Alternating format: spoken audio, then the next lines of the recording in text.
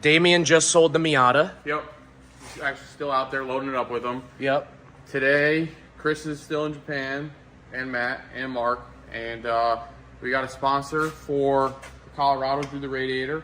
So big shout out to Alloyworks. There's an 8% off code, which is RICER. Matt will put it at the bottom of the screen. So today we're gonna install it. So the stock radiator, as you can see, skimpy, thin, stock, not looking super nice. Let's check out this new one. Yeah. So far, this looks crazy. So this is a 4-row aluminum. Holy cow. Nice thick boy.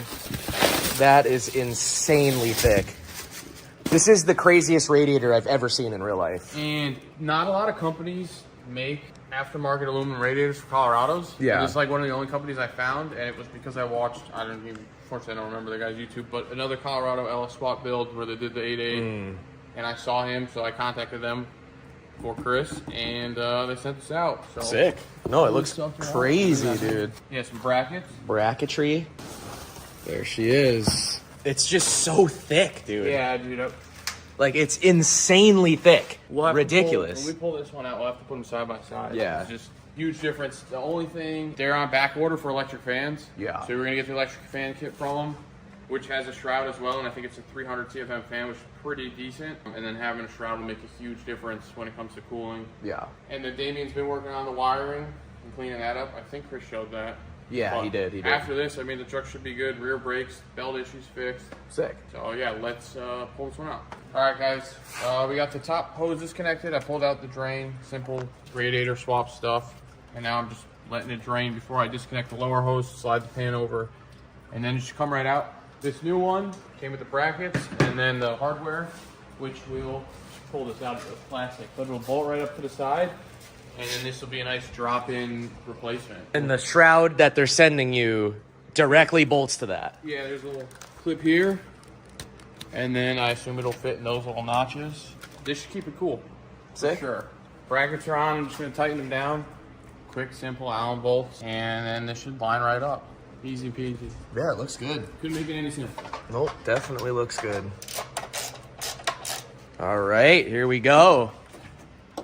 Nice. All right, so old one's out. Looks good. I mean, you can see the difference drastically. It's like half. Yeah. All set. Now we're going to drop it in. Oh, it looks nice. That's looking mighty fine in there. Yeah. That is so much thicker than the other one, dude. That is ridiculous. This radiator is insane. It's so close to here, though. Is that going to fit back on there? No, it's going to have to be modified. Luckily, though, it's just a filter. Obviously, the mass there is whatever, I think, because that's a Holly. So I think it's speed density. I don't know. Don't hold me to it. But, yeah, we're going to have to figure something out. But, I mean, I'd rather figure that out and have no cooling issues. Yeah. All right, so radiator's in. This I'll have to adjust, trim this shorter.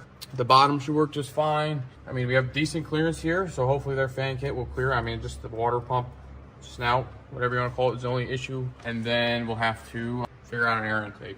But yeah, I think if Chris or somebody welds some aluminum piping, it eliminates that since we don't need the mass airflow. It should be good. All right, guys, new radiator's in. Like we said, we trimmed that out, trimmed down there. Big shout out to Alloyworks. And if you guys find a radiator or there's a bunch of other stuff on their website, use code RICER. And I believe it's 8% off for anything you need, especially if you have a LS Swap Colorado.